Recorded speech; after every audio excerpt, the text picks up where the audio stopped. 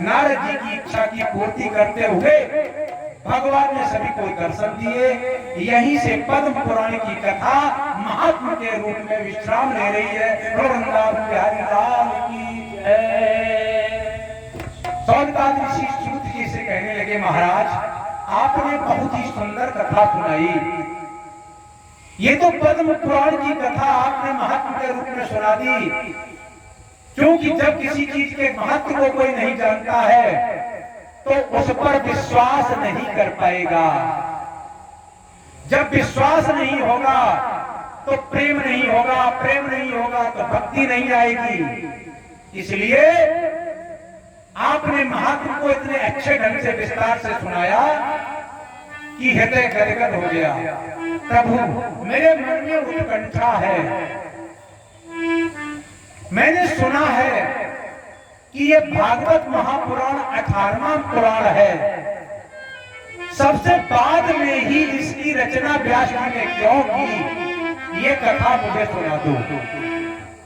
और कहां पर की, किस उद्देश्य से की। कहते सुनिए एकाग्र चित्त से। ये तो ज्ञान भक्ति वैराग्य का निरूपण करती हुई यहीं से भगवान की कथाओं की शुरुआत भी होगी। कहते हैं एक बार पाराशर ऋषि के पुत्र कृष्ण द्वैपायन व्यास पावन नदी के तट पर बैठे हुए एकाग्र चित्त से खिन्न मन थे। उनको पता ही नहीं लग रहा था आखिर में इतना उद्विग्न खिन्न क्यों। अपने आत्मावलोकन करते हुए सोच रहे थे कि मेरा भगवान ने इस रूप में जन्म केवल ग्रंथों का पुनरुत्थान करने के लिए किया है। मैंने वेदों की रचना की, उनको सरल करने के लिए उपनिषद बना दिए। शास्त्रों में कैसे जीवन जिए वो बता दिया। मैंने पुराणों की रचना करके तमाम और रास्ते बता दिए। मैंने वेदों के रहस्य को खोलकर महाभारत रूपी महाकाव्य की रचना करके अति सरल ढंग से मानव जीवन किस प्रकार से अपना जीवन जीता हुआ विभिन्न क्षेत्रों में कार्य करे वो सारा का सारा बता दिया। कभी मैंने ऋषि के माध्यम से, कभी मैंने ईश्वर पितामह के माध्यम से, कभी द्रोणाचार्य जी के माध्यम से, और तो और मैंने इहलोक और परलोक में एक नशेनी के रूप में गीता मैया को भी लिख करके भगवान के उपदेश को पूर्ण कर दिया कि किस प्रकार से निष्काम कर्म योग करता हुआ मानव इस शरीर से चिंतन मनन और तप करता हुआ पर ब्रह्म परमात्मा को प्राप्त कर सकता है। फिर भी मेरा मन खिन्न क्यों है। ऐसा लगता है मैं अधूरा हूँ, मेरा कुछ छोटा सा है। ये सोच ही रहे थे तब तक त्रिकालज्ञ त्रिलोकियों में भ्रमण करने वाले सितार वादन करते हुए श्रीमन्नारायण नारायण नारायण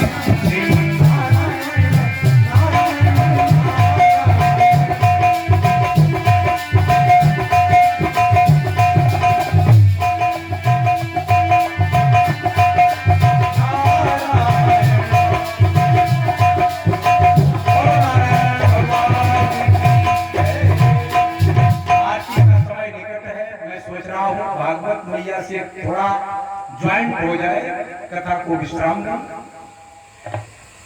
नारद जी ने आकर के देखा, जैसे नारद जी को खिन्न सनकादि ऋषियों ने देखा था, आज नारद जी को खिन्न देखा है। आज नारद जी ने खिन्न देखा है। कहा, हे प्रभु, हे जगदीश्वर, आप स्वयं अक्षर ब्रह्म के रूप में संपूर्ण समाज को नया ज्ञान देने के लिए साक्षात प्रभु के अवतारी हैं। आपने वेदों की रचना की, पुराणों की रचना की, ये किया वो किया। आज आप खिन्न मन से इस पावन नदी के तट पर क्यों बैठे हैं। नारद जी ने कहा, आप जो हमसे पूछ रहे हैं और भाग्य मेरे, आप त्रिकालज्ञ हैं, आप त्रिकालदर्शी हैं, आप भूत भविष्य और वर्तमान की जानने वाले हैं। आज मेरा माया मोह से ग्रसित मन खिन्न और व्याकुल सा हो रहा है। मैं स्वयं नहीं समझ पा रहा हूँ, मैं अपने आप में इसलिए व्याकुल हूँ कि मैं समझ नहीं पा रहा हूँ कि मैं अपने आप में अधूरापन महसूस क्यों कर रहा हूँ। ऐसा लग रहा है मेरा कुछ छूटा है। नारद जी योग निद्रा में आकर के ध्यानस्थ हो गए और कहने लगे प्रसन्न होकर के कि जिस ज्ञान को मैंने अपने पिताजी से प्राप्त किया था और मैं भी भूल गया था, ये संसार है। जिस ज्ञान को मुझे सनकादि ऋषियों ने पुनरावृत्ति करके दोहराया, उसी ज्ञान को आप भूले हुए हैं। आपने 4 वेदों की रचना करके पिछले कल्प के खोए हुए संसार के ज्ञान को दोबारा संचालित किया, उसको सरल करके उपनिषद बना दिए, शास्त्र बना दिए। आपने 17 पुराणों में विभिन्न प्रकार के देवी देवताओं के द्वारा संसार में कैसे पूजा पाठ किया जाए वो बता दिया। आपने महाभारत के द्वारा संसार के जीवन यापन का ढंग बताना लोगों को सिखाया है। साक्षात गीता के द्वारा निष्काम कर्म योग की शिक्षा दी है। लेकिन अभी अभी जिन्होंने लीला अवतार धारण किया, जो यहाँ लीलाएं कर रहे हैं, उन्हीं के आप अंशावतारी हैं। उनका लीला ग्रंथ आपने नहीं लिखा, इसीलिए आपका मन खिन्न है। जब तक ये आप पूर्ण नहीं करेंगे तब तक आपका मन खिन्न रहेगा और आपका इस लोक में आने का उद्देश्य पूरा नहीं होगा। कहा महाराज मैं सब भूला हुआ हूँ, मुझे नाम लेकर के भी बताओ और उसका कुछ मार्गदर्शन भी करो। कहा वो श्रीमद् भागवत महापुराण होगा। कुछ आंखें खुली। कहा महाराज उसका कुछ मूल बता दो। तो चतुर्थ श्लोक की भागवत सुनाई। 4 श्लोकों में भागवत है।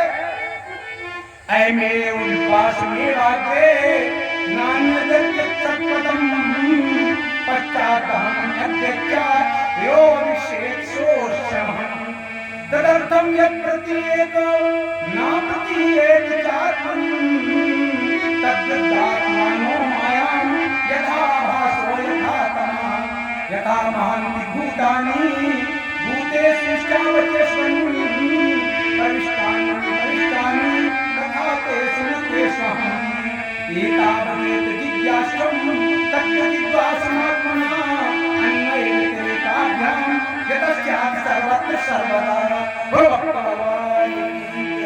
ये 4 श्लोकों की भागवत सुनाई। व्यास जी का खोया हुआ ज्ञान पुनः वापस आ गया। कहा जय हो प्रभु आपकी। अब तो मैं पूरा ग्रंथ लिख लूंगा। इन्हीं 4 श्लोकों के माध्यम से व्यास जी ने अपनी आशु कवि क्षमता से प्रत्युत्पन्न मति से 18,000 श्लोकों की रचना की। वही श्रीमद् भागवत महापुराण कहलाया, जिसमें 12 स्कंद हैं, 18,000 श्लोक हैं, बहुत से अध्याय हैं, जिसमें भगवान की सृष्टि वर्णन से लेकर के और भगवान श्री कृष्ण के जन्म 24 अवतारों की कथाएं हैं।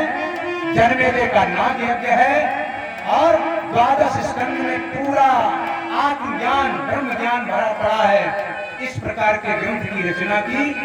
उसकी रचना करने के पश्चात उन्हें आत्म शांति मिली। व्यास जी नारद जी से कहने लगे, महाराज आपको इतने जन्मों की याद कैसे बनी रहती है? कृपया आप मुझे अपने आदि जन्म से लेकर के और इस जन्म तक की संक्षेप में कथा सुना दूं। यही कथा सुना दूं और आरती होगी।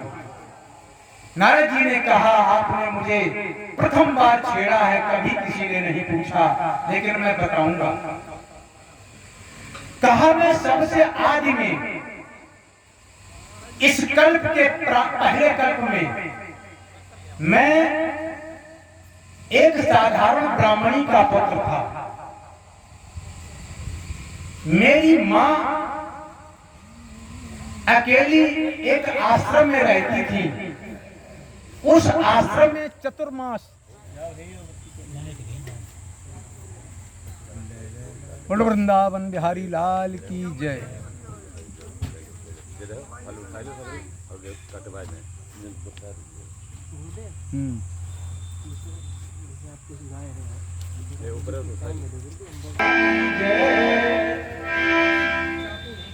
इस प्रकार से जब प्रश्न किया नारद जी से व्यास जी ने, तो नारद जी कहने लगे परीक्षित जी, हाँ थोड़ी देर और कहते हैं कि पूर्व कल्प में मैं एक ब्राह्मणी का इकलौता बेटा था। मेरी माँ चतुर्मासा व्यतीत करने के लिए एक आश्रम में ठहरी थी। वहीं पर संत शिरोमणि कुछ संत रुके हुए थे। मेरी अवस्था उस समय 5 वर्ष की थी। मां के द्वारा दिए गए संस्कारों के आधार पर मैं भी उन संतों की सेवा करने लगा।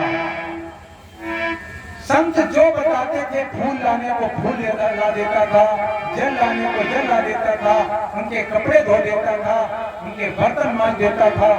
संत मुझसे प्रसन्न रहने लगे। कहा बेटा तुम आगे चल करके तुम्हारा उद्धार हो। और इतने प्रसन्न हुए कि चलते समय उन्होंने मुझे एक मंत्र दे दिया। कहा बेटा इस मंत्र के द्वारा तुम्हारा बहुत बड़ा कल्याण होगा। कहा ये अपने हृदय में धारण कर लो, शीघ्र ही ये फलीभूत मंत्र होगा। उनके चले जाने के पश्चात मेरी माँ और मैं उसी आश्रम में ठहरे। बरसात के दिन बीते ही थे। मेरी माँ के पास एक गाय थी। एक दिन रात का समय आया, मेरी माँ गाय धोने के लिए निकली। उनके पैर से एक सर्प पड़ गया। उस सर्प ने मेरी माँ को काट लिया और मैं इतना छोटा था, कोई उपाय भी नहीं कर सका। मेरी माँ इस दुनिया को छोड़कर चली गई। मैं बहुत बिलख बिलख के रोया। अब मेरा कोई नहीं था। संत भी चले गए, माँ भी चली गई। तभी मुझे आत्मज्ञान की अनुभूति हुई। मैंने वही मंत्र जपना शुरू कर दिया। मंत्र जपने से मुझे प्रेरणा मिली, उत्तर में जाओ, उत्तर में जाओ। मैंने चलना शुरू कर दिया। बियाबन जंगल में चलते चलते चलते चलते बहुत दूर जब निकल गया, मंत्र मेरा अंतर मन में चल रहा था। अंतर मन से आवाज आई, इसी पीपल के वृक्ष के नीचे बैठकर तुम्हारा उद्धार होगा। मैं उसी पीपल के वृक्ष के नीचे बैठ गया। मुझे याद नहीं, मैं मंत्र जपता रहा। काल चक्र का थपेड़ा लगा और मेरा उद्धार हुआ। मैं सीधा वहां से भगवान का पार्षद बन गया। पार्षद बनने के बाद प्रभु की आज्ञा होती थी सो मैं करता था। समय बीता और कल्प बीता। ब्रह्मा जी को नींद आई। प्रभु नींद आई